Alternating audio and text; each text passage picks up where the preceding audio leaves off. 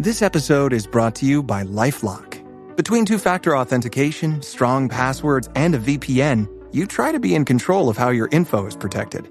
But many other places also have it, and they might not be as careful.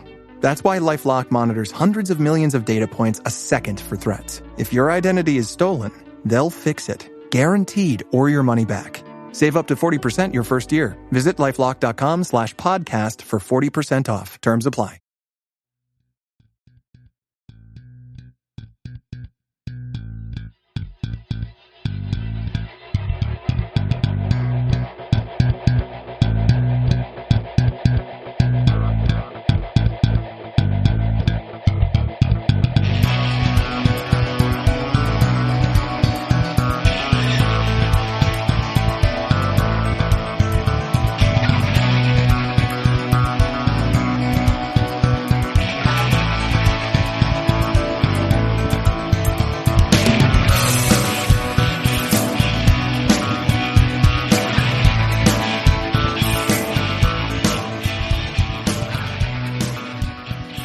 Welcome back to the Boundary Corner podcast.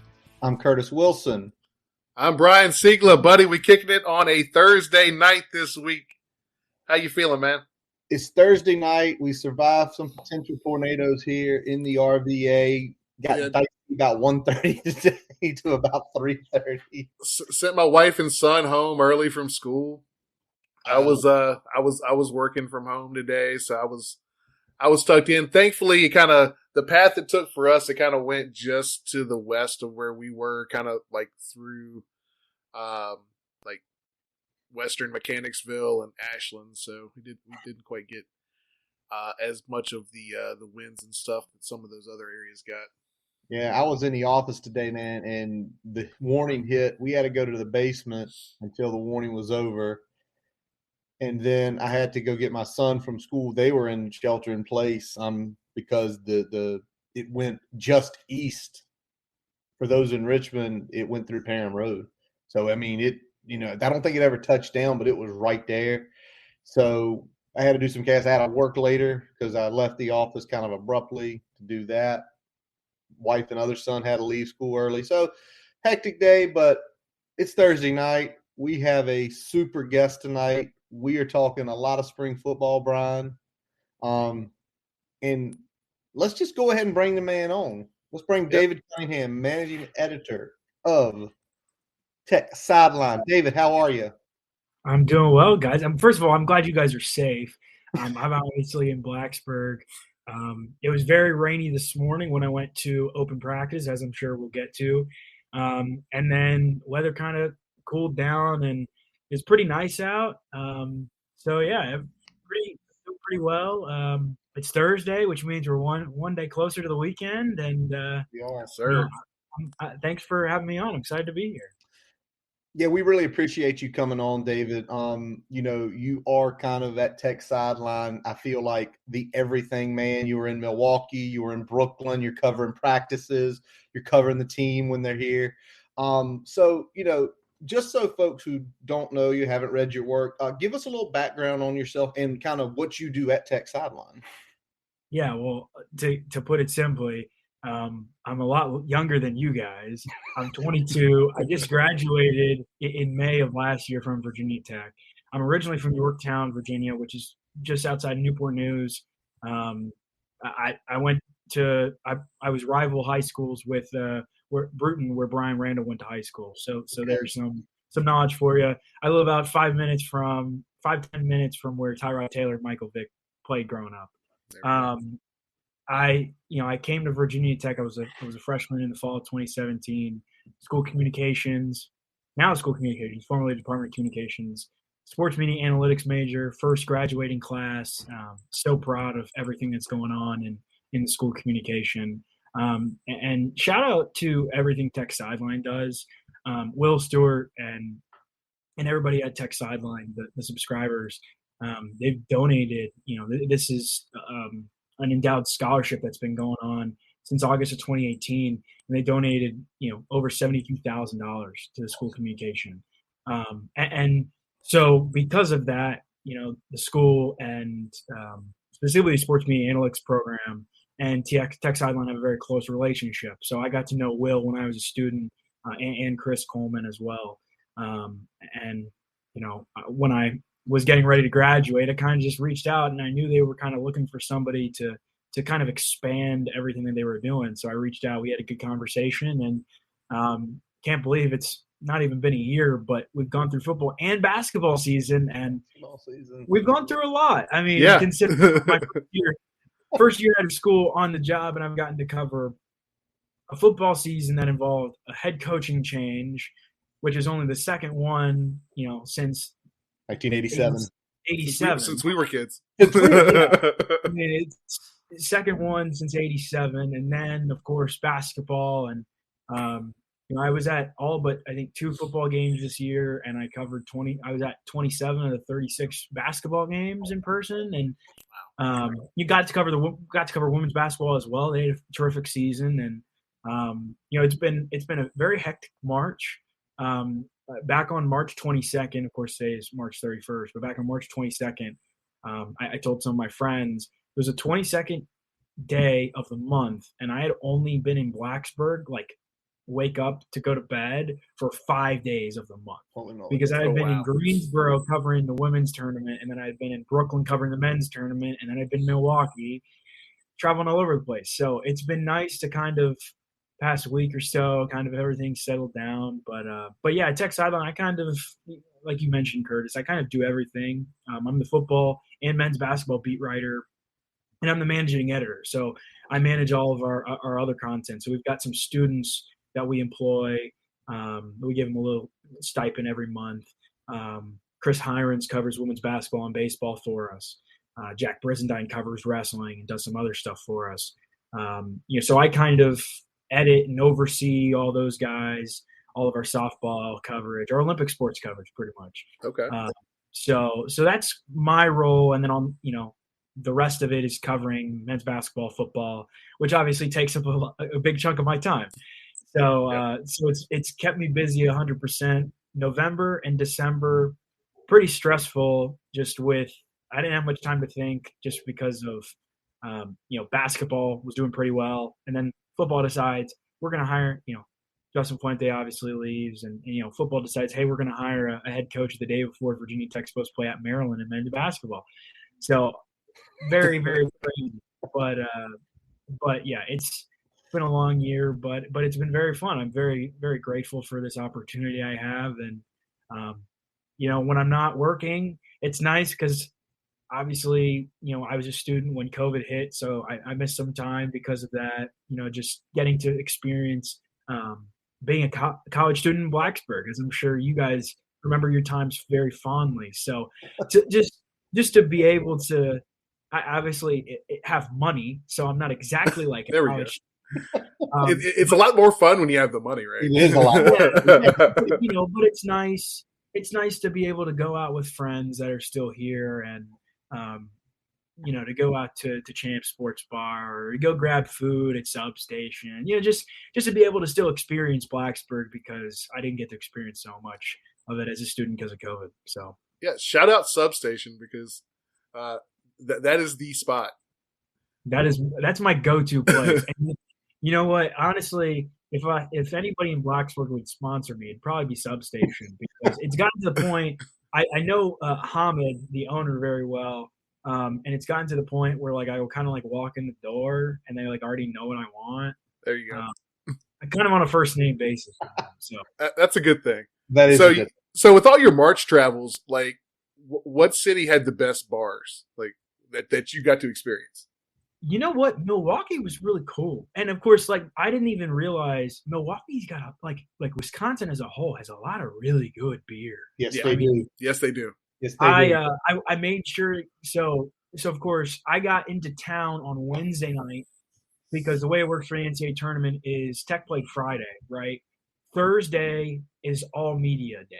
So, the 4 teams that played in that first session, which was Purdue, Yale, Virginia Tech, Texas, they have media, then there's a break, and then the 4 teams that played in the later session on Friday, they had their media stuff on Thursday.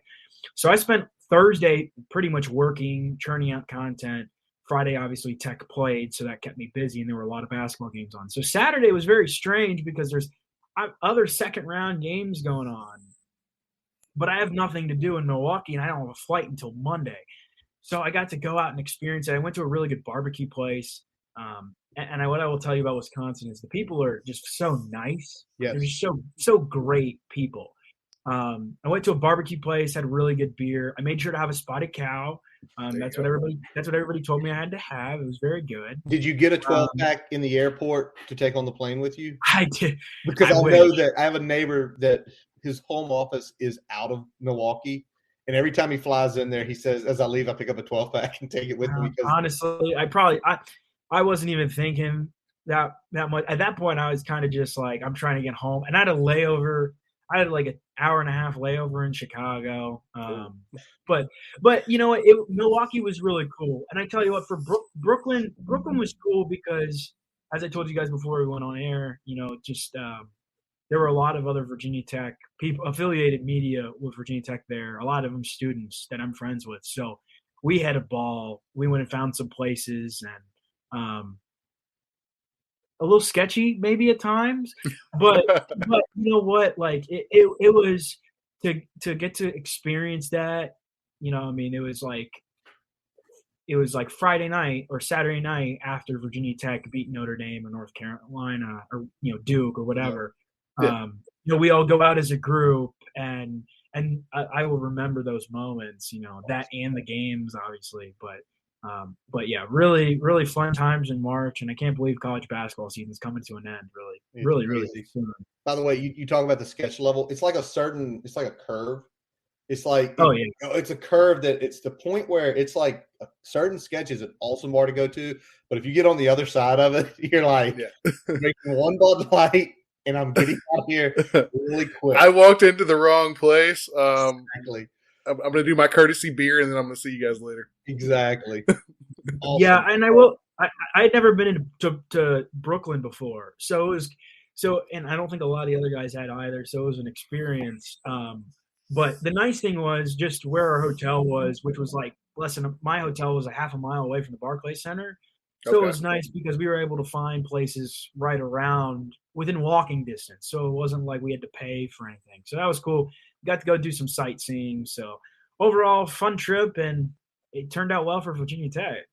Yeah. Yes. I'm actually up there next week. My brother's getting married in Long Island, so I'm heading down Thursday. So it should be a good time. All right.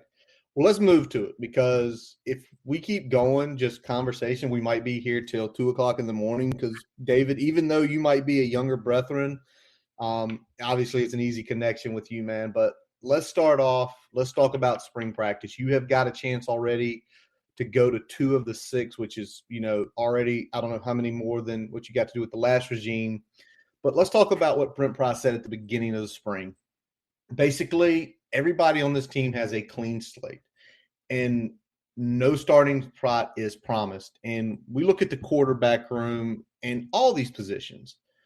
You know, we're hearing Connor Blumler's getting reps. You know, coach said he was one of the best 22 that they had out there. He's also at tight end and wide out now.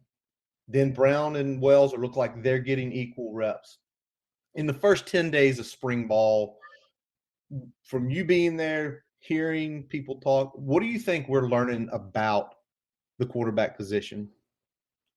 Well, I would say, first of all, from practice this morning, you know, Connor Blumrick, they talked yesterday on Wednesday just about all the different position changes. And Connor Blumrick's one of those guys who they think he's a really, really good athlete. So they're like, okay, well, let's try to find where he can impact us the most.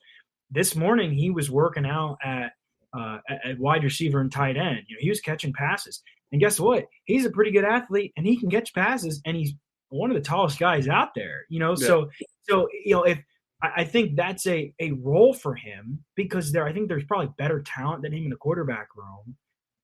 Jason Brown and Grant Wells, you know, especially Wells, I've been impressed with both, but I think those are the 2 guys that have really impressed and have really stood apart from everybody else. We've obviously got Devin Farrell, true freshman. Taj Bullock, he'll redshirt, be a redshirt freshman. But it's those two guys and then the other two guys. But I really like what I've seen from Grant Wells, and I'm not going to say he's the starter over Jason Brown, but I think both of them have a pretty good arm, and both of them have a lot of really good experience. And if indeed Connor Blumrick does end up playing at wideout at tight end, I think he's going to be a good option out there simply because he's athletic, he's fast, and he's got really good hands. I mean, I don't want to diss some of the other wide receivers, but he was making at times better catches than some of the actual wide receivers were. So, wow. I think so far it's hard to tell, obviously, because it's just quarterbacks throwing against nobody. It's not like there's anybody they're throwing against, no defenders necessarily. But I would say the quarterbacks have been pretty impressive, what you would expect so far. I think, as we'll get to later, I think the wide receivers have kind of been questionable at times, and it's been more the quarterbacks that, it's what you would expect. Okay. Yeah, when we had looked at some of the tape from some of the games that Tyler Bowen had called, they used their quarterbacks, and sometimes they would use a gadget player. They would slide him into quarterback and do some tricks in the backfield there with that. So that might be something that Connor ultimately does from a tight end position or from a wide receiver position, where you can use those, not necessarily trick plays, but just ways of misdirection with the offense in the backfield there. But let me ask this, because you talked about Wells already. He won the Spring Baller Award. I think it was for practice either 2 or 3. When you think that's more indicative of his performance during practice, or if that's something more of like an attitude and effort type thing that they're giving out at this point? Brent Pry's really preached competitiveness, and that's been the number one thing. And I think a lot of these awards are all competitive driven. And I'm not going to say that I could not tell you for sure that no, it's not because he went out and played fantastic during practice. Mm-hmm. But I think every single award, and Tyler Bowen and Chris Marv, offensive and defensive coordinators, are releasing these every single day. I think almost every single one of these awards is based on competitiveness, based on leadership skills, based on the attributes that make you, not necessarily make you a good player, but make you a good teammate, if that makes sense. Yeah. And I think Grant Wells probably showed off some leadership skills, showed off his toughness, his competitiveness. And that's the stuff that they're trying to see, in spring ball, in winter workouts. That's why they did all of the winter conditioning that they did. And that would be my guess. That's my feel of it, that every single one, not just Wells, but all the other guys, the ones that win spring ball awards. Yeah, I think some of it probably has to do with, their performance. Wells probably, whether he had a great accurate day or whatnot, whether it was a wide receiver, Dwayne Lofton won one the other day, yep. Whether they're, making good catches or whatnot. But I also think it's a mental part of the game too, and physicality, and not just, okay, can you go out there and make plays? It's, do you have every other aspect of your game as well? Yeah, that does make a lot of sense, that you think about it. It's going to be more of a roll into one, not just performance, or not just you're a rah-rah guy, you're a great teammate. You probably have to do a little bit of both to get on that. Like, you were super leadership today, but you went 1 for 7 passing. I can't give you this award, but you had a really good day passing. You were keeping the guys engaged. You were showing your leadership. So I think that's a good way to think about it, that it's probably a little bit of everything. You've already mentioned the name, redshirt freshman Taj Bull at quarterback, 6'4", 230 pounds, big arm. We saw him in the bowl game last year. How are you feeling towards his development, kind of early into his second year with the Hokies? Yeah, I think he's got a lot of talent, and he's got a big arm. I think and this is not a shot at his previous quarterback's coach, but I think he needs time to develop in this system. And I think everybody's learning curve is different. But, when you look at all the quarterbacks in the room, Grant Wells and Jason Brown have a lot of experience. Yeah. Grant Wells has already started for 2 years at Marshall, and he comes here, plenty of experience. Jason Brown obviously started for South Carolina this year, and he played plenty at his previous stops. Yeah. Devin Farrell and Taj Buller are kind of both in that category where they're freshmen, they're very raw still. Yeah. And I'm not sure. I think we'll find out more of an indication as spring ball goes on, as we see more of Taj Bullock and Devin Farrell. But I can't tell you for sure how much he developed as a quarterback under the last regime. And I think what Brad Glenn is doing to develop quarterbacks is probably a lot different than what Brad Cornelson was doing to develop quarterbacks. And I think it's not going to be instant. Now, the good thing is he doesn't have to be the guy. It's not like there's no pressure on him because obviously he wants to play, but everybody wants to play. But he's got Grant Wells and Jason Brown in front of him, and he's already used his redshirt year. But I think there's a lot room for growth. There's plenty of room for growth where he can kind of just sit back and learn the ropes from guys who have experience. And that's not something – okay, yeah, Braxton Burmeister came here, but he didn't have much experience as a starting quarterback before he came here.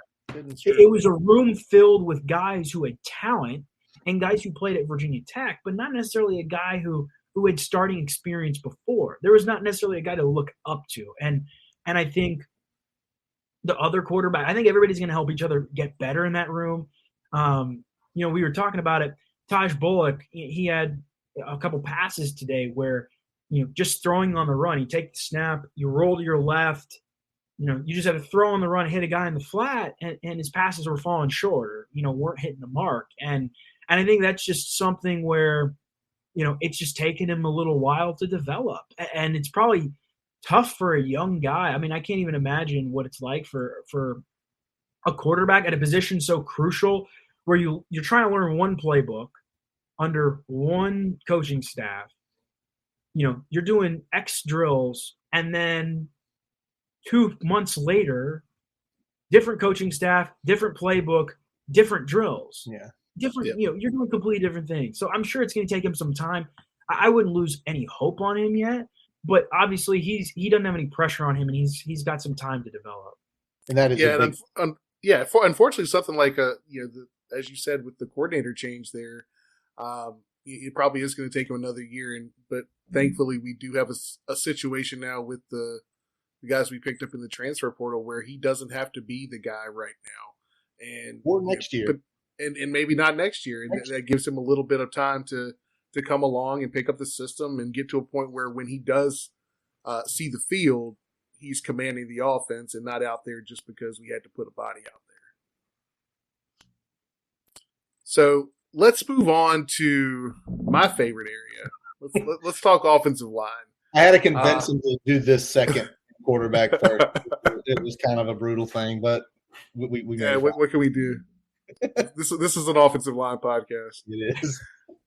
So, we'd already talked about it a little bit. Some of the objectives for spring were to grasp fundamentals and compete every rep.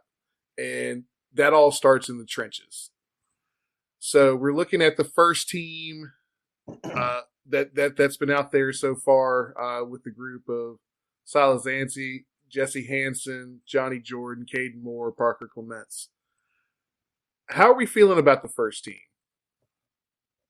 I think, you know what? It's funny because back in January, December, this was a group that it was what? Just Jesse Hansen, Caden Moore, and Parker Clements. We weren't sure if Johnny Jordan was going to come back. We weren't sure if Silas Janzy was going to come back. So you bring back two guys with a lot of experience. They're the two guys that have the most experience on the entire line. They did. Not Caden Moore. Everybody saw how good Caden Moore was last year as a freshman. Parker Clements got another year under his belt. He's learning. I think those two guys are going to be good. I think the question is Jesse Hansen. We never really, he's a redshirt sophomore. Never really gotten to see him, get a lot of action consistently. But I think overall, it's not a bad line, all things considered. And I think a lot of it's going to come down to what skill position guys you have in the backfield. Half of running the ball is based on the running back and quarterback, and also based on the offensive line. You can have a okay offensive line, but you got a really good running back. Those things kind of even out. And I think overall, this is a pretty good is an above average offensive line, and I think as they continue to get better and get more reps together and get on the same page, I think they'll be even better.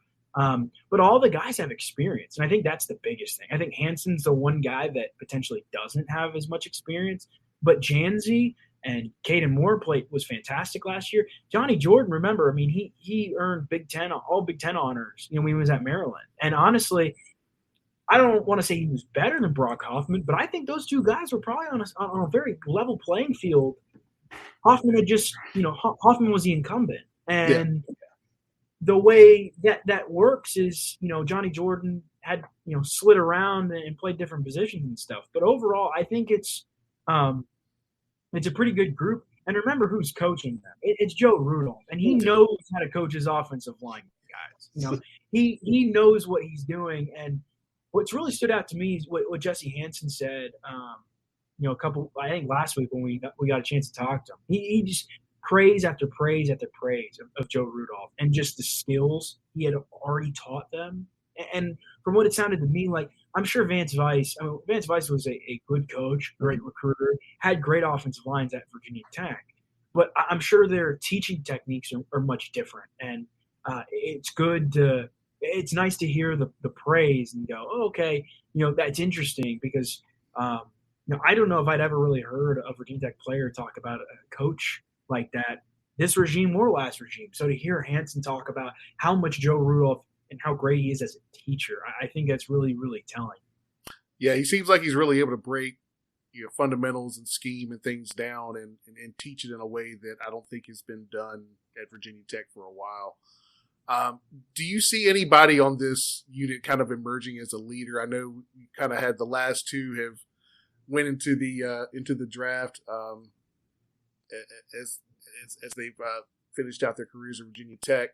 No real seasoned veteran outside of Silas, maybe, who hasn't necessarily been an entrenched starter for multiple years. So who is kind of emerging as that leader on the line so far that you're seeing? Yeah, I would say Silas Janzi, but I also would say Johnny Jordan too. I mean, remember, when you're the center, you're making all the calls. Yep. He's the guy that is making the reads, chatting with the quarterback, and Johnny Jordan's a very vocal guy. And I liked Johnny Jordan's game when he came here to Virginia Tech, and I think Brock Hoffman wasn't there. I mean, he obviously would have been the starter all last year. And I think Virginia Tech is going to be lucky that he came back, because imagine trying to replace a center, a new guy, no experience. That's a lot of stress for both an offensive line coach, both the offensive coordinator. Johnny Jordan's a guy that Virginia Tech's going to be able to rely on. I think those two guys, Janzi and Johnny Jordan, they're the oldest guys in the room, and they're going to be the guys that kind of keep everybody in line and are those veteran leaders. All right. Yeah, the Rudolph thing, you don't put that many guys in the NFL. You don't have that many All-Americans without being a great teacher. It's something, I've talked with Brian. He's, been my friend for 20-plus years, and our discussions get deep on it, and he's helped me learn. So, and when you hear Hansen say that, because I remember those quotes, like, he's taught us so much in this short period of time.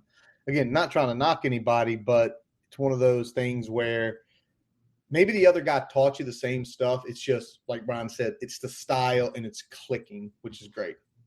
Now, let's talk about the second line.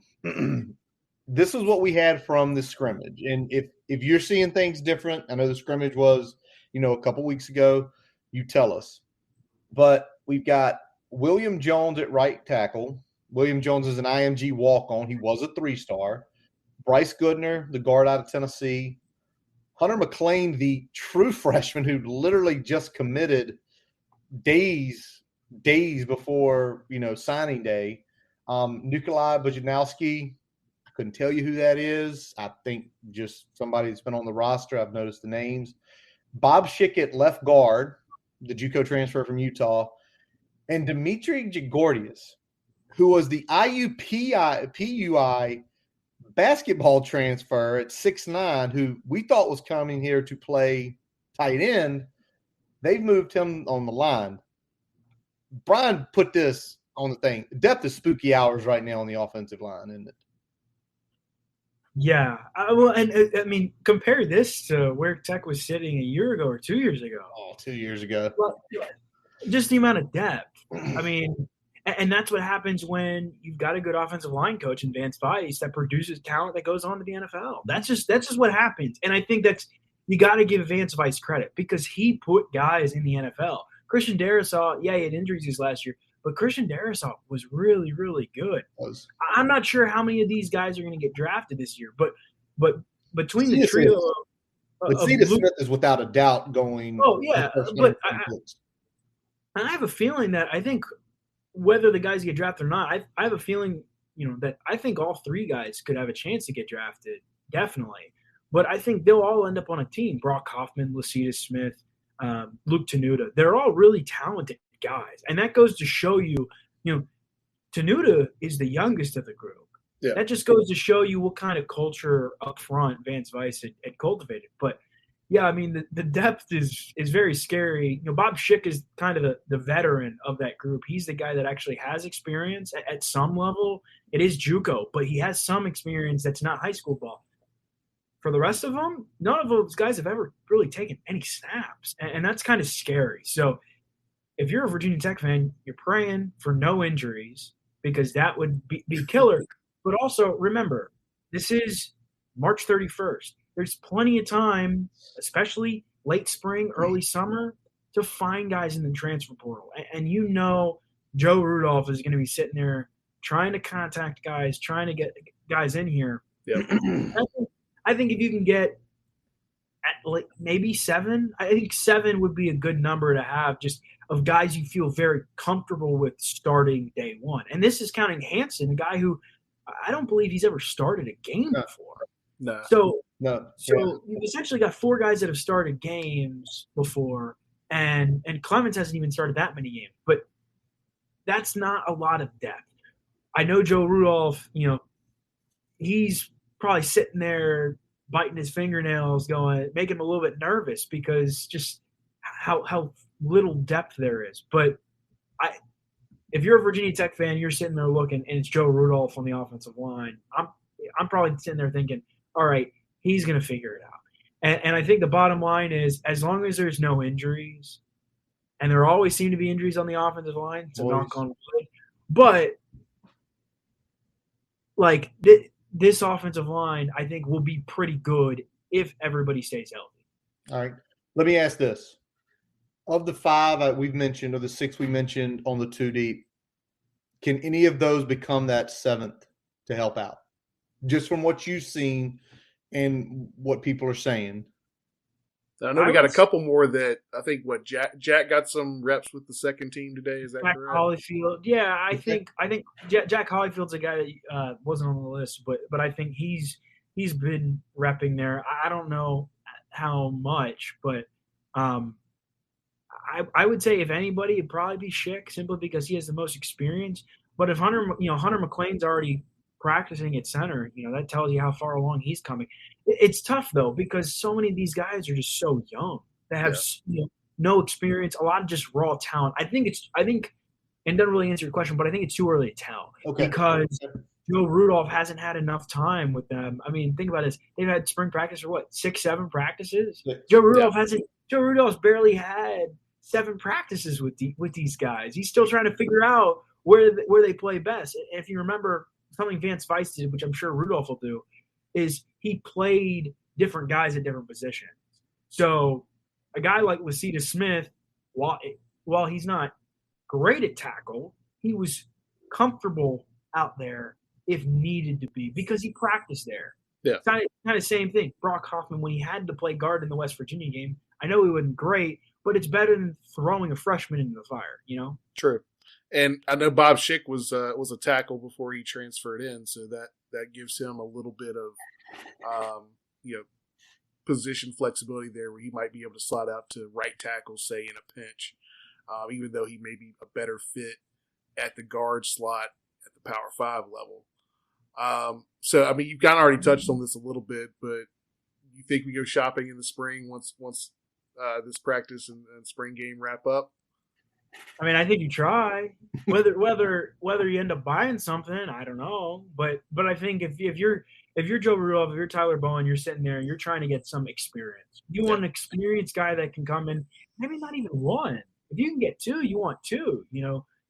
Yes, you got to get down under the scholarship limit, but you want talent, and you also want guys that are going to fit your culture. So they're definitely going to be looking for some guys that will be able to fill those shoes if it's the right fit.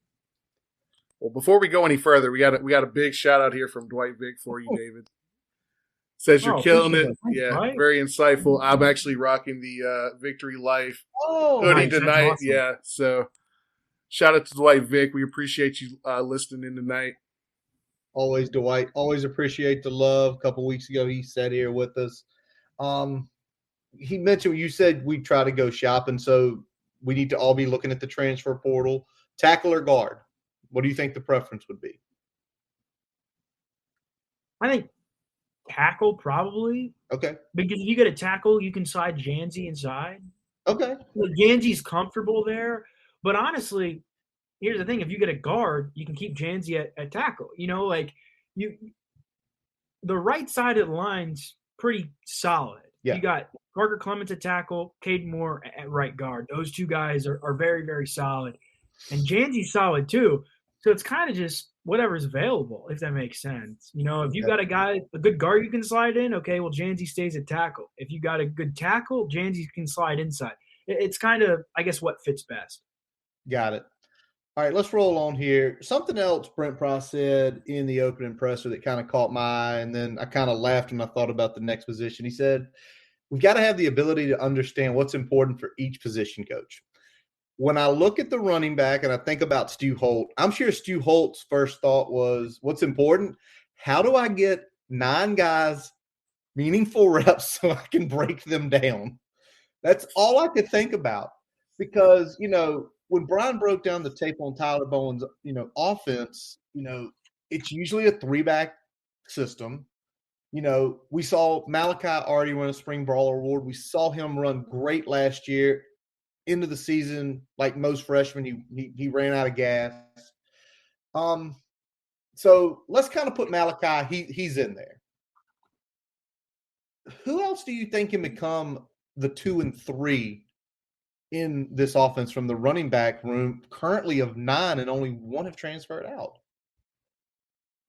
Well, I'll tell you what the depth chart. I'm sure you guys saw this earlier.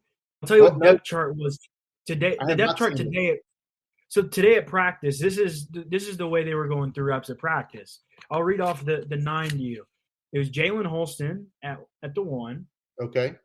Malachi Thomas 2, Chance Black 3. Okay. Bryce Duke 4, Jalen Hampton 5, Kenji Christian 6, Marco Lee, Jalen Brunson, and then Keyshawn King.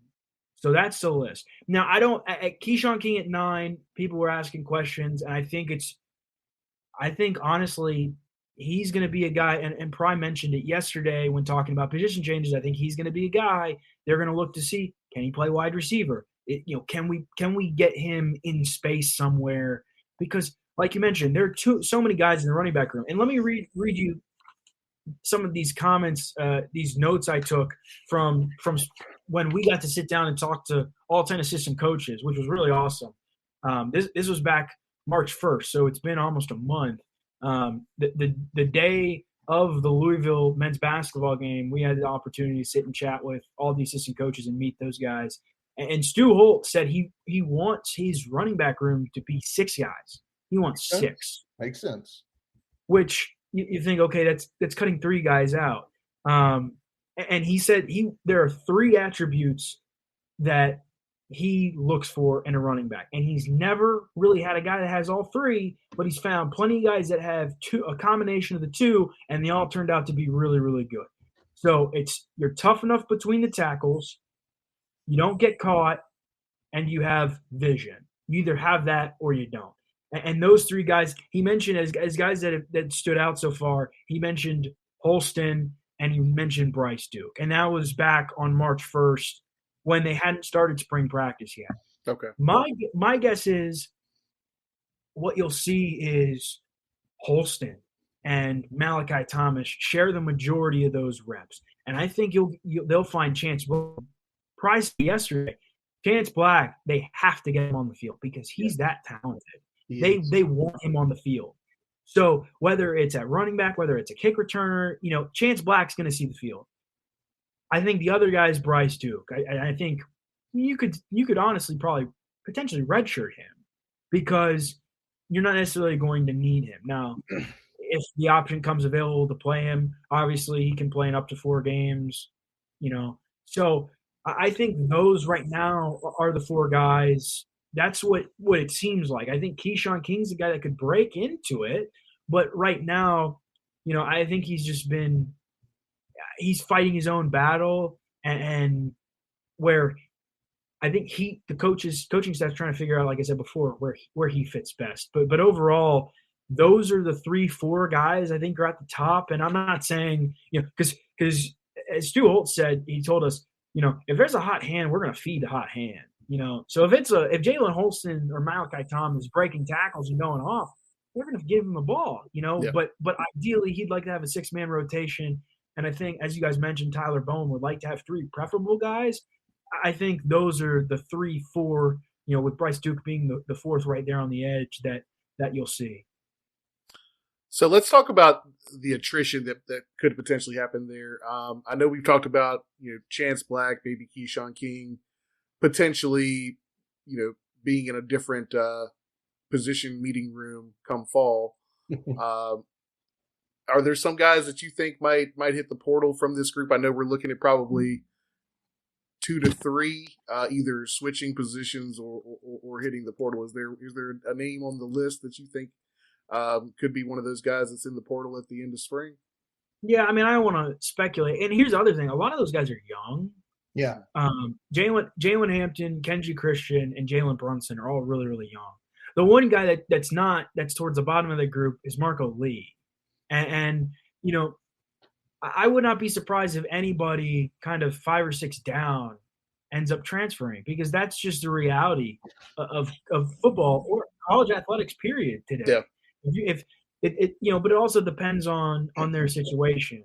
Do they come to Virginia Tech just to play football, or do they actually like Virginia Tech? And I have not had the opportunity, unfortunately, to get a chance to talk to all those guys. But I would not be surprised if kind of anybody in that lower group ends up transferring out, simply because that's that's reality of today's college athletics world. If you're a guy and you want to play and you're not playing, why would you not hop in the transfer portal and go find somewhere else where you feel valued, where you can get those reps? So it would not surprise me if Hampton, Christian, Lee, Brunson, even King, depending on what happens with his situation. Yeah. And you got to remember, maybe it's not necessarily even a playing time thing.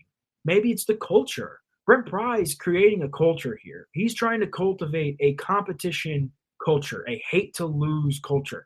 And if those guys don't fit, he said there's going to be attrition. Yes, he did. Whether it comes from the very, very top or the very, very bottom. I mean, there's going to be some. I think it's too early to kind of tell who it might be, but I would expect some. And, I don't know if they'll get down to the number of 6 before come summer or fall, but I know that's probably what they're shooting for. Okay, that makes sense. Yeah, and probably guys that don't have that position flexibility would be in potentially guys, as you said, like Marco Lee, that are further along in their collegiate career. That might be guys to watch for that. And then with the other guys you mentioned, though, too, they are still young. So if they're buying into the culture, they could walk in and say, "Coach, I don't want to leave. I love what you do here, and I'm a freshman. I've got time. I've got time. Yeah. I can grow." And then knowing, Jalen Holston's gone after next year. Yeah. So there is that potential battle for one of the 3 spots. So it's going to be super interesting. But I love what Brent Price said yesterday about like guys like Chance Black and Keyshawn being talented guys, and saying our job. How did he say it exactly? It really caught my eye. Was when we move you, I'm kind of ad-libbing here, but when he said, when we move you, we're trying to do what's best for you to get on the field quicker. And by doing so, it's helping us. And when I hear helping us, it means we're winning games. And I love hearing that, because that's something and you're younger than us, David, but we know you followed the program for a while. That was always done with Frank Beamer. Always. If a guy came in as a quarterback, a lot of times they didn't stick at quarterback, but they became elite safeties. Cam Chancellor, Tone Exum. And when you see that culture coming back, it is about competition. And it is about, hey, listen, go over here and fight. You have the capabilities of being on the field if you go to this room. Yeah. Yeah. I mean, you got tight ends that became quarterbacks that became tight ends that became All-American tackles. Tight ends became quarterbacks, and they got drafted as quarterbacks and then became elite NFL tight ends again. Yeah. Yeah. Let me read you what he actually said yesterday. This is it's not everything because he said a lot yesterday, but of course you can go find it. This is part of what he said yesterday. The conversation was about strengths and weaknesses, and let's give this other spot a shot and see if we can't get a little bit better play out of you right now. See if we can get you on the field quicker. An opportunity to start in the 2 deep for somebody buried on the depth chart. An opportunity to earn some playing time. Somebody that's a backup has a chance to be a starter at another spot. Lots of reasons. He said, we're giving Connor Blumrick an opportunity to catch the ball and see what he can do. To me, the spring is the time to do that. And to me, that makes perfect sense. You got plenty of time. Why not mess around and see what guys can go where? I mean, you got to remember, while all these guys are used to Virginia Tech, besides the early enrollees, they know Virginia Tech, the coaching staff is still trying to get to know them. Yeah. I mean, that's why when you see pictures from practice, every single player has their name taped on yellow tape, written in pen, their name on their helmet. So so everybody knows who they are, and that's just, they're still trying. They're experimenting. That's essentially what they're doing. They're trying to figure out who can play where. And can you blame them? I mean, imagine if you find out that, wow, Connor Blumrick is a really good wide receiver. Like that's just me, spewing. But like those kinds of things can only be possible if you experiment. Yep. A guy like Bucky Hodges came in as a quarterback, but had similar type build, not quite as Blumrick, not quite as tall or big as Bucky, but I mean the same type of overall stature, I think. And if he can go out there and catch some balls and create some mismatches on the edge, especially with how Bowen likes to use tight ends, that's something that we should be able to take advantage of.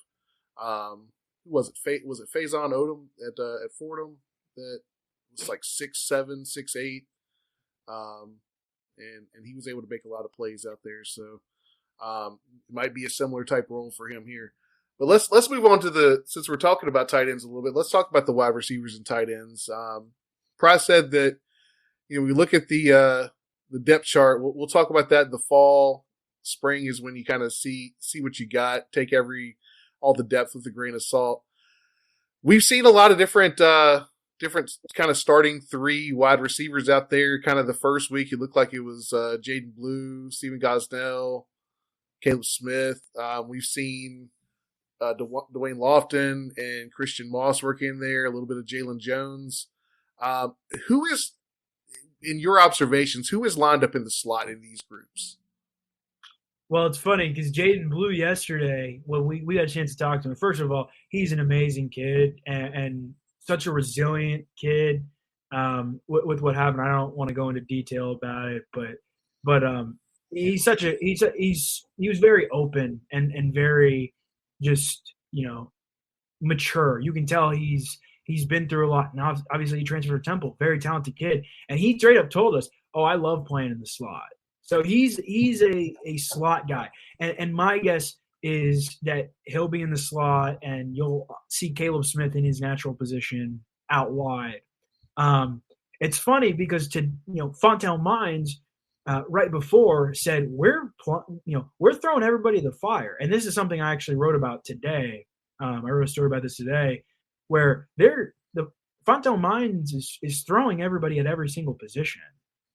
He wants everybody to know how to run the offense kind of like positionless football per se. Yeah. Like in basketball, you want everybody to know every single role for every single player. So if you end up having to put somebody in that position, they know what to do, if that makes sense. Yes. So, but my guess is you'll see Blue in the slot and a guy like Caleb Smith out wide. But, as of now, everybody's practicing at every single position. That's just the way it's going right now. All right. So we've mentioned 6. We've heard Blumerick out there. You mentioned Blue, and Blue has the production of all these guys on here. Blue has the production when he had a good quarterback. Do you think he's the biggest playmaker when it comes to fall, or do you think someone's going to come out of this group not named Jaden Blue? I think it'll be Blue. I think I don't want to say he's the real deal, but I think he can be a very solid option. I think he can put up really good numbers. I mean, he even said it. He's like, the reason I transferred, I wanted to leave Temple was because, I didn't have a consistent quarterback. And he said it hurt, that his numbers dropped off. And Temple just had a problem with quarterbacks. And I think here, assuming Brad Glenn and Tyler Bowen can get consistent quarterback play, I think Jaden Blue's a guy, it would help to have other options around him. So it's not like, they're double teaming him and he's the only guy. But I think there are some reliable options, especially at tight end. Nick Gallo and Drake Julius are pretty solid, viable options too. And Caleb Smith's pretty good. But I think Jaden Blue's a guy that will be a standout receiver come fall. He's looked good in everything I've seen. And he kind of talks the talk, walks the walk. Like that's just the way it goes. And I think from what I've seen so far, I think everybody's going to be really impressed with him when they see him, in a season come fall. That's awesome to hear. Let's pivot a little bit to somebody a little further down the list that we didn't necessarily hear right out the gate. Dalen Wright, he won a Spring Baller Award, I think, for practice 4. How is he coming along so far? When we were looking at his tape coming into Virginia Tech, we were like, oh, okay, I like this kid's game. So how is he looking so far? Well, it's funny because he and all of the other guys in that group that you kind of mentioned. It's funny because I actually asked Fontel Mines about this, and what he said was essentially that these guys have talent. They just don't have the reps. Let me read you the exact quote he said. So I asked him about the young guys in the room. He's like, I've seen progress. I tell him all the time, progress, not perfection. I'm not seeking perfection. I'm asking everyone to make progress and for everybody to continue to get better and continue to develop. He said this, I thought Dallin had a solid week. He had a really good day early in the week, and I challenged him immediately after practice. I said, listen, I want to see what you can do the next practice. This one's done. This one's over with. I want to see what you do the next practice. And he mentioned Christian Moss. He said Christian Moss is a super talented kid.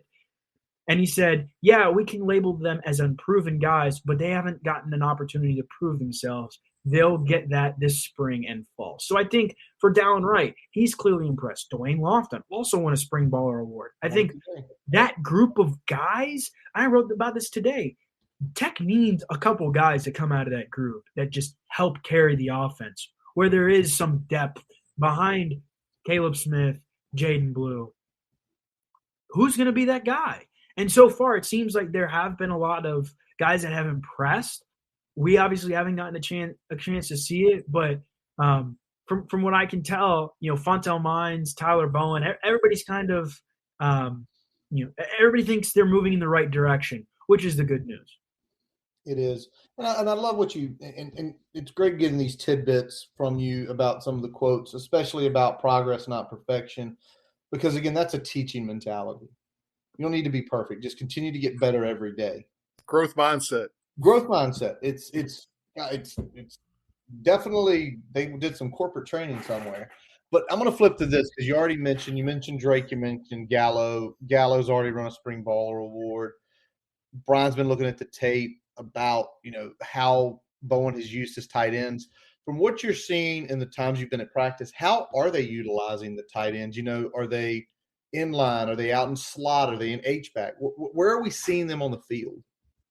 Usually in line or in the slot, but it's tough because obviously most of the reps we're seeing, it's a quarterback throwing routes to tight ends who are just there. So that's not a good answer to your question, but I don't think we've seen enough yet. And I think honestly, something like the spring game will be more telling. What I will say is all the tight ends, a lot of it's been running routes, physically, like whether it's running a post or uh, simple routes to get reps. That's kind of the basis of what we've seen from the tight ends. And I guess it's kind of hard when you don't have a defender to kind of replicate what a tight end is going to do in a game a little bit. Not as easy as a wide receiver where you kind of got the sideline to play off of. But so far, I mean, look, the tight end position might be the position Virginia Tech does not have to worry, has to worry about the least, because you got Nick Gallo and Drake Julius, two guys that have been here before, and they've been here for a while, and they're very experienced guys. And Tyler Bowen, like you guys said, likes to use his tight ends. Expect 2-3 tight end sets. I like everything we've seen in practice. Just the way they've caught the ball has been pretty good. Now, I think there is a question, and not necessarily pertains to this year, but what happens when Julius and Gallo leave? Who's behind? Where's the depth behind? But obviously, that's not necessarily a question that has to be answered this year. Yeah, let's talk about that a little bit, because we're curious about Benji Gosnell. Is he out there? Is he getting a lot of scrimmage reps and practice reps, or is he still limited from his injury? Yeah, he's still rehabbing, and he's doing some light work right now. And I think he'll probably be like full go, if that's how you want to put it, more like July, August, kind of around summer ball. He's still rehabbing. Is Saint Germain was he an early enrollee? He is, yes. He actually, he was. I'm trying to remember where exactly they were today in reps. And obviously, like, not every single position group where people are repping pertains to where they're on the depth chart. But yeah, I mean, he was one of the guys we got to see at practice today. And of course, he's probably the youngest tight end in that room. But catching the ball well, that's what a tight end does, besides block. So that's good news. That's a good sign. Good start. And we can't see that much blocking in any sort of practices, based on the NCAA rules. And obviously, you want to hold that back for some of the scrimmages and obviously the spring game. All right, so we've just put a bow on the offense here with David Cunningham of Tech Sideline. Before we go to the defensive side of the ball, we are going to take a quick pause with a message from our digital partners. As we take a quick break, we'd like to tell you about getting your free website report from our digital partner, Grassroots Digital Marketing Studio. They'll tell you how your website ranks on Google, on-site SEO, and social media. No commitment to buy anything. You can get your free report by visiting grassrootsdigitalstudio.com/free-website-report. Now back to the episode. All right, and we are back. Different house. Different house. I know. Are you going to re-record that eventually? I'm going to have to, right?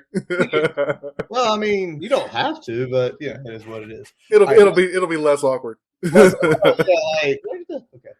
Continuity issues. All right, so let's flip now defensive side, and something that Pride talked about obviously is there are going to be people who are missing and limited this spring, and I feel like the defensive line is a spot that no one needed to miss because we're already thin there. And it's already made us, the 3 deep was – I saw Nigel Simmons. God bless the kid's soul. God bless his heart. He was on the 2 deep for the opening scrimmage.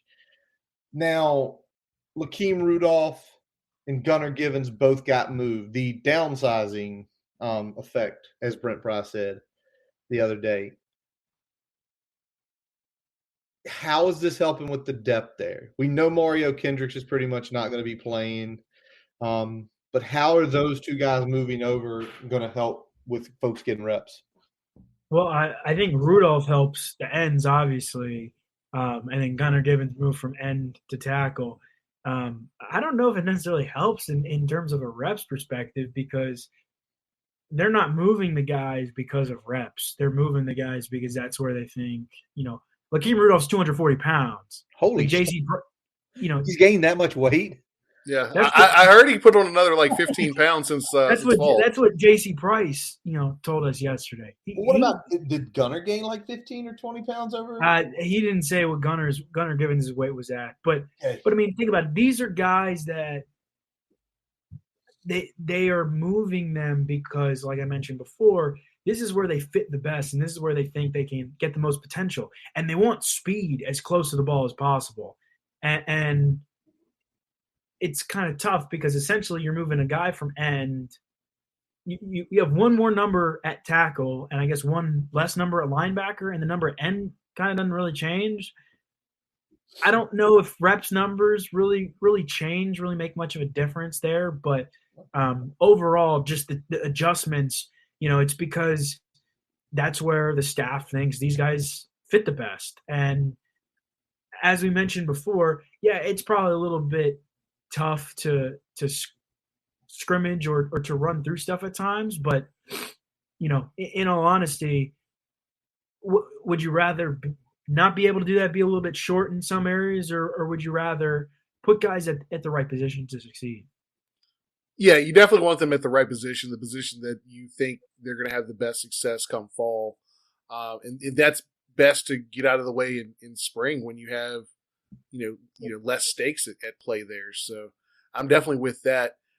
Thinking also looking at the fall, we're getting some young guys, some reps here.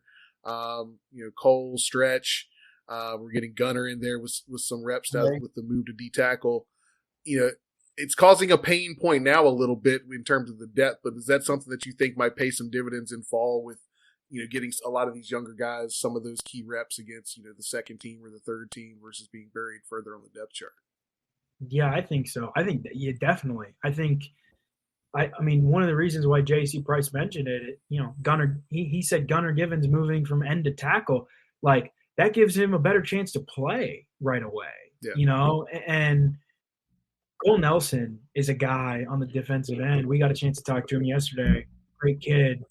And he's a guy that really got a lot of reps last year, probably when he shouldn't have, simply because, like, just attrition-wise, that's why he ended up getting the reps. And it's going to pay off this year. I think you're going to see a lot of those guys, Cole Nelson, Will Panay, those guys that either got a little bit of reps last year or have come along this spring, get some reps. I'm not sure how much because obviously I think a lot of it will depend on injuries and attrition, but I do think it'll help farther down the line because imagine worst case scenario, you have a tackle or end get hurt. Well, now it's kind of next man up. And, I think it helps a lot of cases where if you've had a guy that's been practicing, Gunnar Givens been practicing at tackle.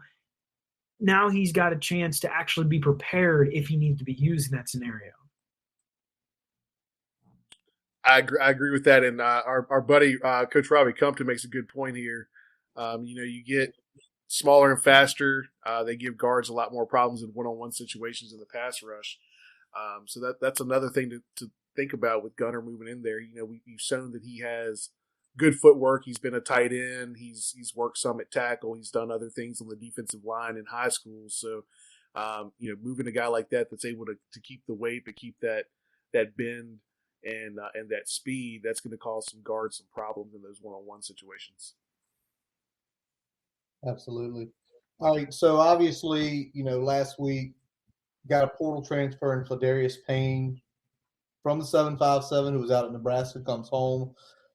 Everything we're seeing is he was an outside linebacker there, but it makes more sense that he plays in. That obviously shores up the defensive end depth even more. Even with the move of Gunner inside at a position where he's probably going to, succeed more. Do you think we get in the market in the portal for a D tackle, or with Kendricks hopefully coming back healthy, and with Pollard and with Fuga and with Panay playing a 3 technique? Do we dive in there, or do you think we're done on the line, on the D line? I will say this. I think you want, like, I don't know if this sounds good or bad, but as a coach, and this, you can probably attribute this to basketball too. You want to hit the portal and like get as much talent out of the portal as you can. Because guess what? If they bring in another end that's really, really good, that's more competition. That's more guys in that room that can back each other up. So I think if you're a coach, you're sitting there going, who, like, they're trying to bring in the best talent possible, whether it's out of the portal or obviously the recruiting class closed for the window. But just across the board, you want to bring in the best talent to create the best competition to get to make everybody else better. And I think in this case, yes, you want to go after defensive tackles, but it wouldn't hurt to have another defensive end either, to create some depth. Maybe, it obviously all varies depending on what guys are in the portal, what talent is available. But I think if you're JC Price, you're sitting there going, who can we get? What guys can I bring in to make this team better? And in all honesty, attrition, like I mentioned before, is going to happen. Mm-hmm. Guys are going to end up leaving the program, whether it's because of playing time reasons, whether it's because of them just not, flowing and enjoying the culture, whether it just not, maybe it's not their thing. That's going to happen. You want to bring guys in that fit the culture and guys that help make your team better. So, to answer your question, like, yeah, you want to target a defensive tackle, but if you can get an end, if you can bring in a guy that's end, here's the other thing. Who's to say you bring in an end and he doesn't end up playing tackle because that's where JC Price thinks he fits the best. Like, this is the type of scenario we're in where Lakeem Rudolph, who had been practicing at linebacker, he's now defensive end. Yeah. So I think it's recruiting you're trying to get the best talent to come and then saying, all right, let's see where you fit best in our system. Yeah. And there's guys that are like either big end or tweener that, you might be able to slide in there into D tackle, even though they've been a DN at their previous school or whatever it may be. So that's definitely an opportunity that I hope we explore, because I definitely feel like even DN, D tackle, any depth you can get on that line, because ideally you want, your third line to be able to give you 10 plus solid snaps a game. You want to be able to go 3 deep if you can, to get fresh bodies out there. So you're not winded. You're not, you're able to give that 100% every snap. But let's turn over to linebackers here a little bit. When Coach Proud was talking in his presser, he was talking about, I want to see guys that aren't panicking, aren't in a hurry, understand their fundamentals, and then follow those and make the right play. And one of the key positions in this defense is going to be that Sam or that field linebacker. When spring practice opened, it looked like the McDonald twins were kind of alternating there. I know they both changed positions since then. One's now that Will backer, the other at defensive end. Who are some of the key players at that field linebacker position at this point?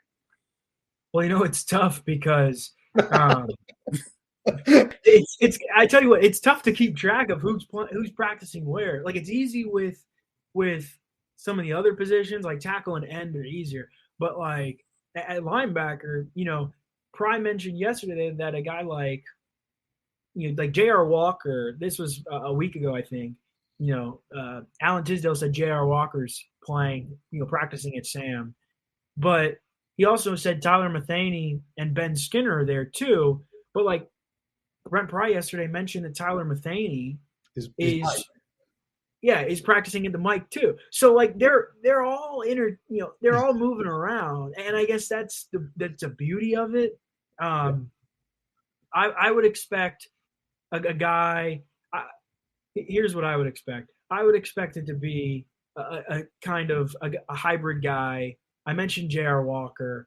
Keontae Jenkins got moved. Keontae Jenkins is a guy.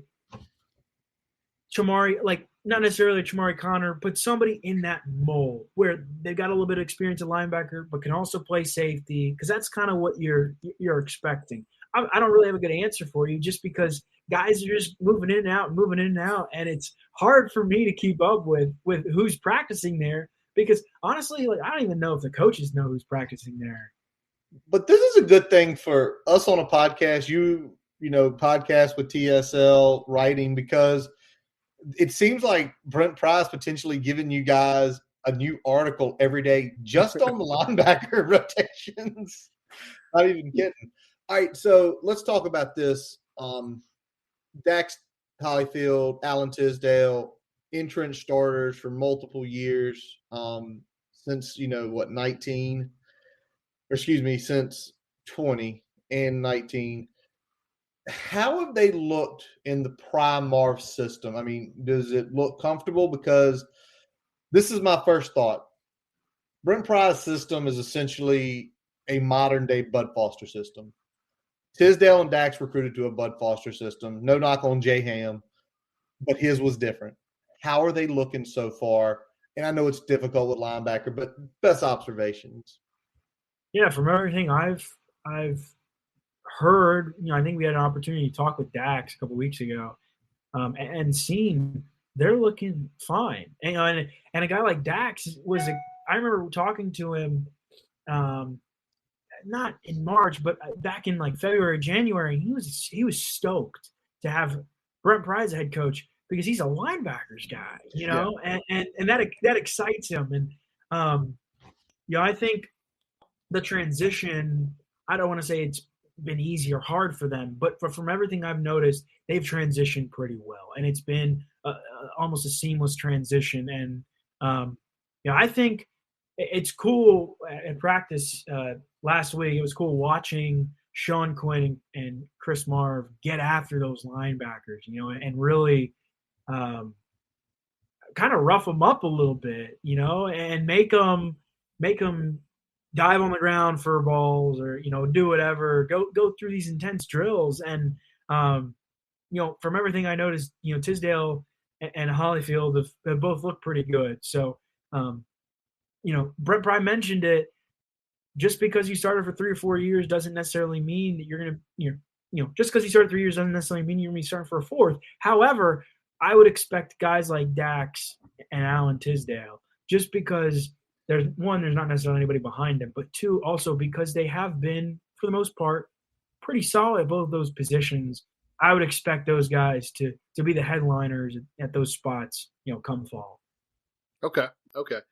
And probably I'd say if there's one thing that Mike could shake that up a little bit would probably be a player like Keyshawn Artis. And Pry mentioned he has position versatility. He could probably play the will, play the Mike. They said they tried him some at Mike. Mentioned, he has to get more vocal if Mike's going to be a spot for him. Does he have the ability to go after a starting spot at Mike if he improves that vocal leadership this offseason? I think potentially. And you think about it, when you're at Mike, he's probably vying with Dax Hollifield for a position. Yeah. So that's the head-to-head battle.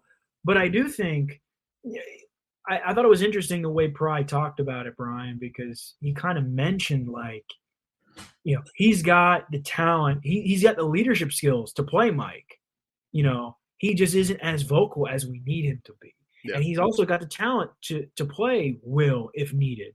So, I think he could definitely challenge for that starting spot with Hollifield, but I think, again, it all goes back to leadership skills and can he be the vocal leader? Because you don't even need to watch Virginia Tech football. The defense play for 5 minutes to know that Dax Hollifield is the most vocal guy on the field. Yeah.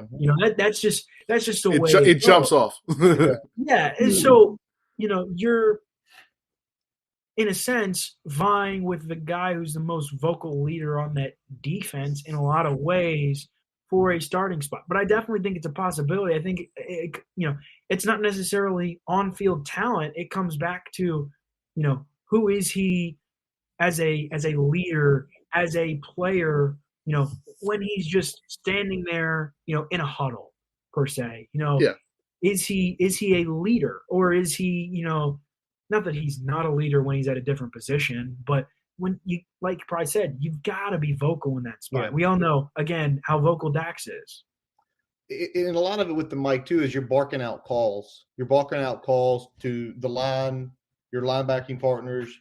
You're helping communicate with the back end at whichever safety is, making the coverage adjustments.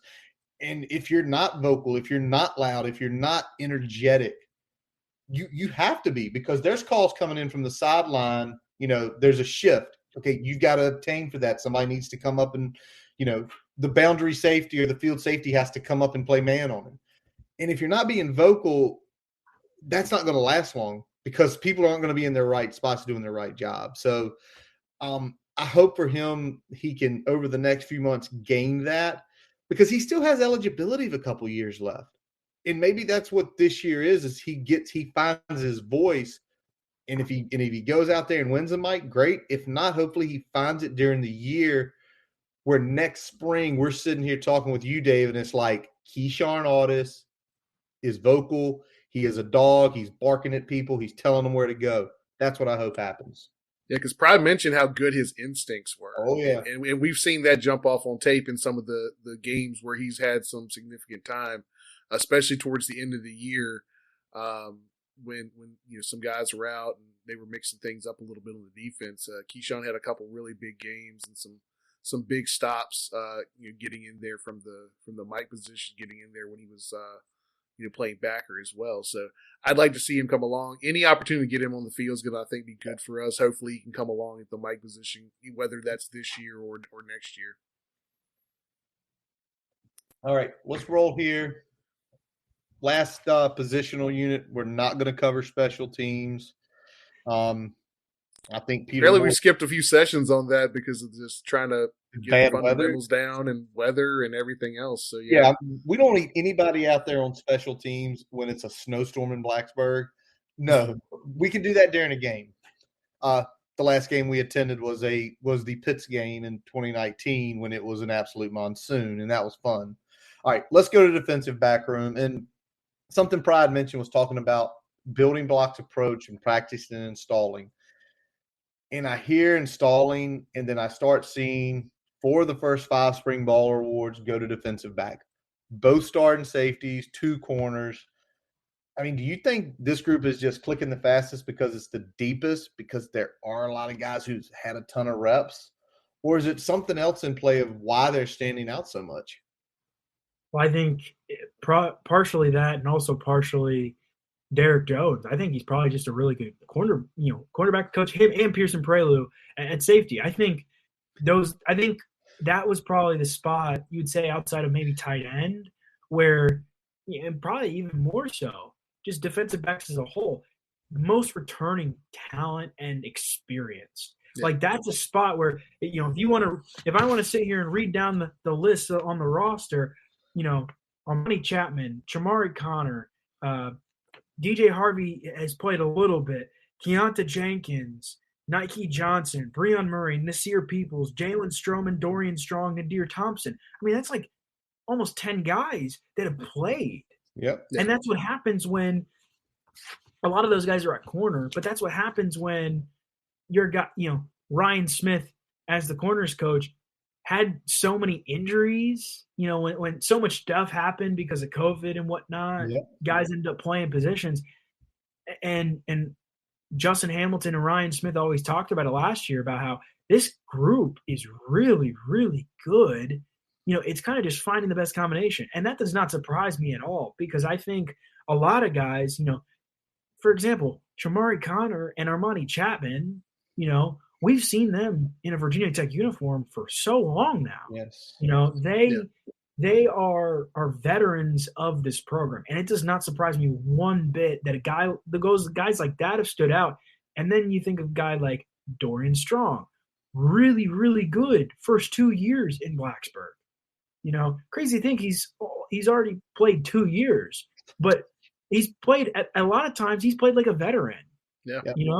He's played really well at corner. So, I think it doesn't really surprise me because of the experience, because kind of like what Fontel Mine said earlier, but in terms of defensive backs, those guys were thrown to the fire right away. They had to be. At COVID year, yes. There were no other options. Yeah. And so to your question, Curtis, it does not surprise me whatsoever that those guys are the ones earning it, because yes, there's some depth at other positions, but you can go down the list, and there are multiple guys on there that have started and played in real games that mattered, and you can't match that. No, you can't. I agree. Not at all. And you mentioned Pearson Prelude as you're going through with the safeties there and the depth. This is his first major coaching gig. From your observations, how active is he during scrimmage sessions and position work? And what's his rapport like with that safety unit so far? I tell you what, he's really vocal. Pearson Prelude is really vocal. And I tell you what, one of the most entertaining things and one of the things I enjoy the most about watching practice is seeing coaches be vocal with their units and be teachers, whether it's J.C. Price. I think I got it in a video I tweeted out earlier of him sitting there chatting with C.J. McCray, defensive end after C.J. McCray did something. Yeah. Joe Rudolph chatting with his offensive line. Tyler Bone. I mean, the list goes on. All those guys. Seeing a coach talk with his player and put his arm around the guy's shoulder and just sit there and explain something, or just belt out orders, and make sure they understand it. That's Pearson Prelude. I mean, it easily noticeable when you go to a practice because I don't say he's always yelling because that sounds bad, but he's a very vocal guy. And from everything I can tell, his guys have responded very well to it. And yes, he doesn't necessarily have the D1 coaching experience, but remember, this is a guy who played for a long time. He won a Super Bowl. He's got plenty of experience, and I think so far his guys have really taken very well to everything he's tried to kind of implement. And I've really enjoyed kind of wandering around during practice and looking at that group. It's funny because last week's practice, it was the safeties right next to the linebackers. And all three of those coaches, Prelude, Marv, Quinn, are all just yelling at their guys, coaching their guys. Yeah. And honestly, that's the fun of watching practice, seeing these guys learn from the coaches who are teaching them. And I think that's exactly what Pearson Prelude embodies so far. It's awesome to hear. And the guy who came on mentioned had that little comment a little while ago, our buddy Coach Robbie Compton. He's a huge Washington fan, Redskins, Commanders, whatever you want to call them. And he said he remembered when he was on the Skins, he read some articles talking about how Pearson legitimately was already a coach. He was a coach on the field, getting guys in the right spot. So it was one of those, he doesn't have title as a safeties coach, but like you mentioned, all those years of playing, getting a Super Bowl ring, he's been a coach for a long time. Now, Pearson was also a leader, not only back in the 90s, but obviously with those stops from what we've said here. But now Jermaine Waller's gone. Probably going to get drafted in a few weeks here. We hope he does. There's no leader in that cornerback room. If you like the safety room with Shamari coming over, he's the vet. He's played. He's been a good player. He's locked that down. Who do you think, and this is what we're going to call it, hashtag this, who do you think is going to be the alpha cheetah when it comes to fall camp? And we got David giggling over here, the alpha cheetah. I will give you – here's what I would expect. My three options would be Armani Chapman, the most veteran, the tenured guy of the group, has the most reps. A guy like Dorian Strong, already mentioned him. And then, honestly, Breon Murray's a guy that would not surprise me whatsoever. I think he's come a long way. And we know we were talking about this before we went on. Some of the social media stuff seems like Breon Murray's always been posted by the coaches. That's mine. I've always seen the coaches kind of post about how well he's been one of the guys that's doing well so far. So I think those three guys, the first two, Chapman has been here.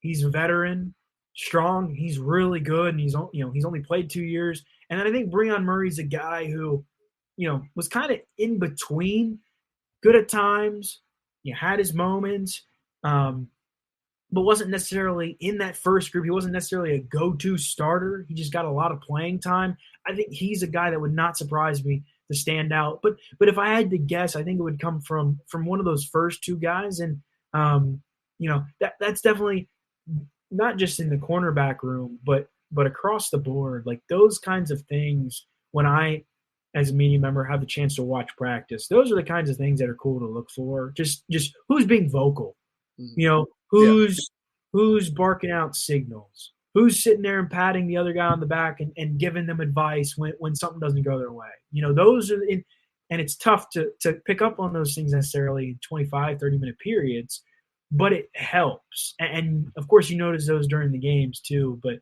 I think one of those first two guys, maybe that third guy, those are probably the guys, if I had to guess, would probably be the alpha cheetah, there we go, when everything is said and done. Awesome. So I know Pryor was talking about after every practice they're talking personnel shifts and things like that.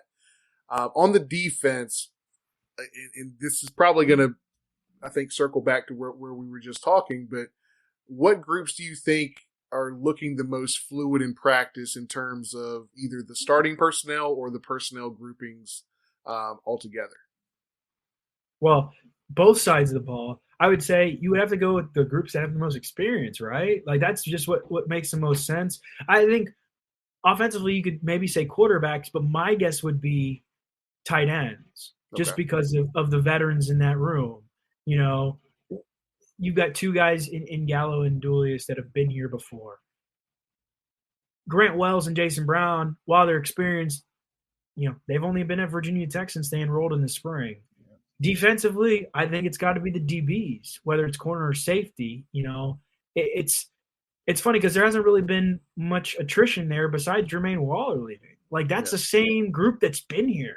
So, I would guess tight ends and defensive backs, those are probably the two groups that probably just the most consistent throughout, fluid, as you said. And I think it probably goes back to those are the groups that had the less amount of changes. Obviously, tight end group lost James Mitchell, which hurts. Yes. But it's not like Gallo and Dulius weren't doing the same thing they're doing now before. They've been here before. Same with the DBs. And they played pretty much 10 games without him last year, due to the injury. So that they've been, we've had to count on them as the 1A, 1B, whatever you want to call it in terms of depth at the tight end position. So I'm with that. What are some of the groups that seem to be more in flux? I know we talked about defensive line and some guys moving around. Is there a spot on the offense that's kind of similar to that, or is it more just on that defensive side, kind of at defensive end and defensive tackle? Running back? I mean, here's what I would say. This is a time period where they're trying to figure out who fits where. So they sit there and Brent Pry mentioned that they're scrimmaging up until the spring game. They're scrimmaging every Saturday. And then on Sunday and Monday, they're sitting there and they're talking with the different coaches. And then Monday they'll make the decisions and kind of talk with the players about who could potentially move to a different position. And we know how many running backs are in the room. It would not surprise me if some of those guys ended up testing their talents at a different position. Wide receiver would make sense simply because they want to, where can we utilize their skill set the most? Like if Chance Black started catching passes out of the backfield, maybe not him because he's a little high up on the list, but a guy like Kenji Christian or Keyshawn King potentially catching passes out at wide receiver, depending on where their skill set aligns with everybody else in that wide receiver room, that would not surprise me at all. And on the other side, I think the linebackers, I think the Sam linebacker, them trying to figure out, because, that's the dynamic linebacker, if you want to call it. That's the one that has kind of be that hybrid. I think that would probably be the one that's in flux. But at this point, you could probably say, besides like quarterback and like offensive line, everybody's pretty much in flux. I mean, they seem to just be moving everybody all over the place. And again, this is spring ball, and that's kind of the luxury of it, where imagine if you find out that, oh my God, this guy's amazing at Sam linebacker and he was playing safety before.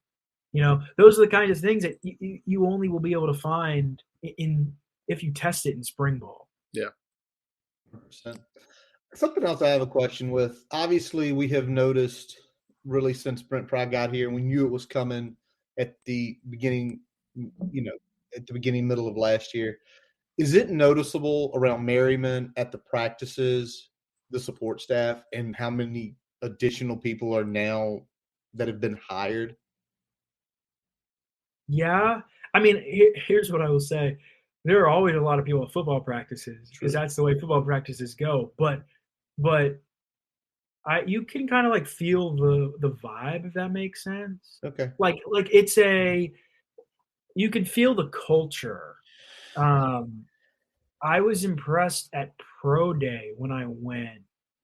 Not everybody has to be there, because it's Pro Day. It's just for the guys that are trying to go to the NFL. Yeah. And the amount of support staff, whether it's just people that work behind the scenes, other staff members that are there helping out, doing things. I'm impressed, and I think one of the parts that is probably overlooked, and you don't necessarily always get the best look at this because it's all behind the scenes. But from what I can tell, Brent Pry's done a really good job, and I think credit's got to go to Mike Villagrana, who's kind of in that role overseeing kind of all the operations below him. I think they've done a really good job of creating this culture, not just within the football program, but everybody else as a staff and everybody being on the same page. And I could feel it when I went to Pro Day, which, was a little kind of all over the place, but you're also kind of giving you're letting the NFL scouts kind of run the show. So that's just the way it goes. But like at practice, you can sense that, that there is a culture and that the support staff, there's a lot of support staff that just come out. I could notice that they're just on the sideline watching practice, I can tell that there is a good culture being cultivated, if that makes sense. Makes perfect sense. One more thing we want to hit on. I don't know. Do you monitor the Tech Sideline board sometimes? Is that It's not in my duties. Okay. That is one of Chris Coleman's main duties. Chris and Will monitor the boards because I always post stuff on there. Like I post my articles and share them, but I'm on there occasionally.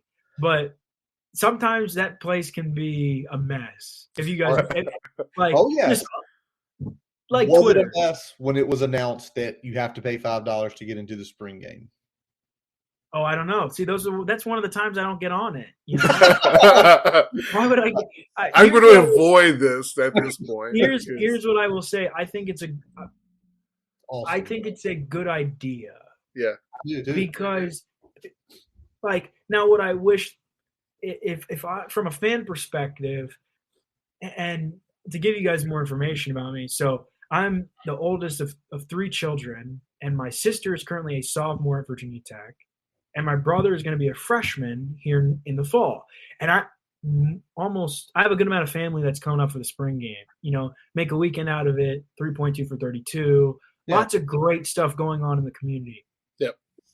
And they're not going to be hampered by a $5 charge for the spring game. Yeah. But they're also, not the oldest of the old generation that likes to go to these things. And what I think would have been better is, one, announce it back in December or January when you announce it, hey, we're going to charge.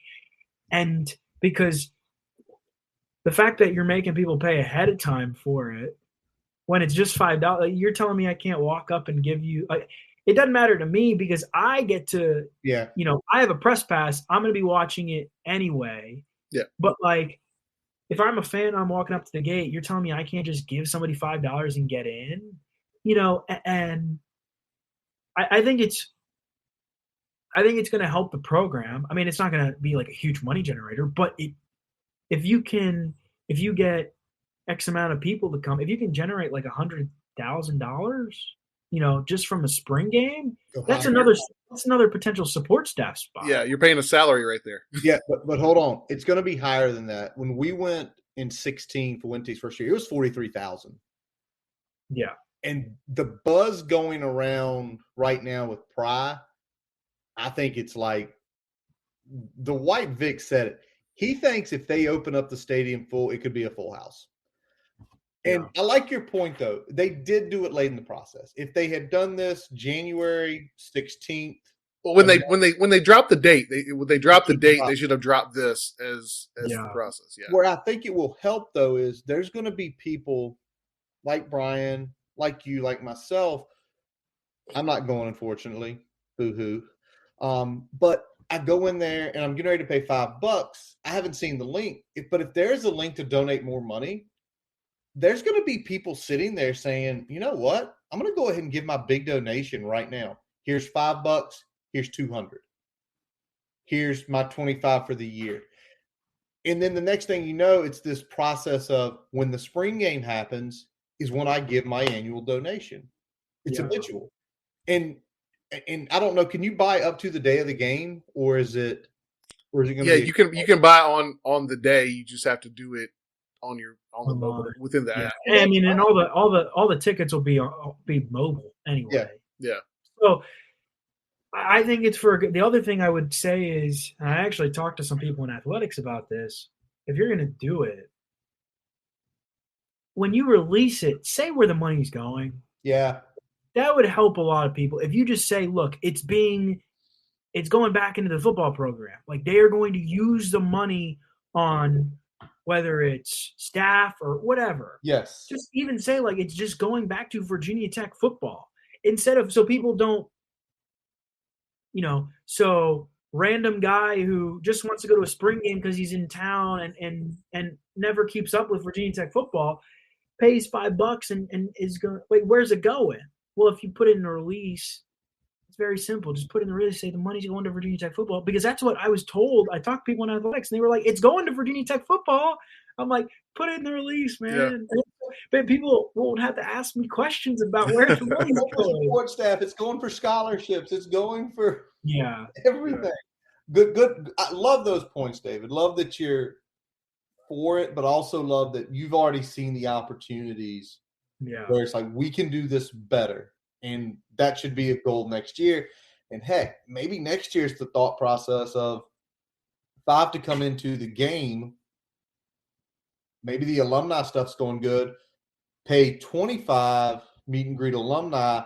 Pay $100, tailgate with the alumni out at the Hokie Village. And the next thing you know, you're going from, if there's even just 1,000 people that'll say, I'll throw $100 to go to a tailgate with some of the alumni, the profits go up. One last thing before we close everything out here, because this has been awesome. I feel like we could probably go another 30 or 40 minutes, but it's late. We have things to do. We have to all get to sleep. But, you already mentioned the men and the women's basketball teams this year. You talked about wrestling. Y'all have Jack Brisendine who covers it. Follow him. He definitely is great at keeping you up with the matches if you can't see them. They finished 7th at nationals. Indoor track has 2 national champions, finishes 10th. Do you think this athletic department is in the best spot potentially in the history of the school as a whole? I think you can make a really good case, yeah. And what's interesting is, it'll be better to judge, and this is not me pushing the question, it will be better to judge when the Director's Cup stuff comes out, which will be sometime, it'll probably be sometime late summer, kind of like July, August, just where everything comes out, and it just all the numbers, all the standings for every sport. And I think Tech's highest ever finish is like 24th or 25th. And I think they'll probably be like 15th, maybe 16th. I mean, like, here's don't take my word for it, but like, I think this is probably one of the best years in Virginia Tech athletics. Yeah. When you've got the men's, somebody asked me, was this the best ever year for the men's and women's basketball team? And I'm like, at the same year. I'm like, well, this is only the second year ever that they've gone to the tournament the same year. Yeah. And the men just won the ACC tournament, and the women, were right on the doorstep. They finished fifth in the ACC. Technically, they finished a tie for third. There's that. There's track and field, a couple national champions. Wrestling's doing really well. Mekhi Lewis had a chance to win a national championship. Got screwed out of it. We're all just going to put that there. He got screwed out of it. I mean, and don't even discount baseball's playing pretty well right now. Softball's on a roll, 14-game win streak. Number 5 in the country. Look, everything's coming together. Now the question is football ever going to get back?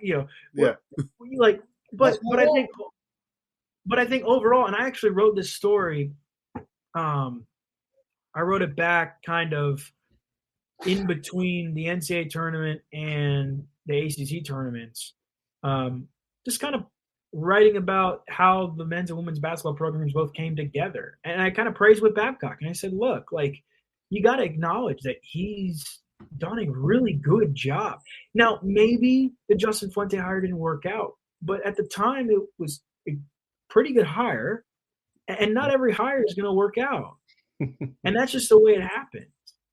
But across the board, Whit Babcock's knocked it out of the park in so many different areas. Yep. And what he's building at each is he's building foundations for donations for each of those sports. Yeah. Where the goal is over time, the indoor track team, the wrestling team is almost there, I think.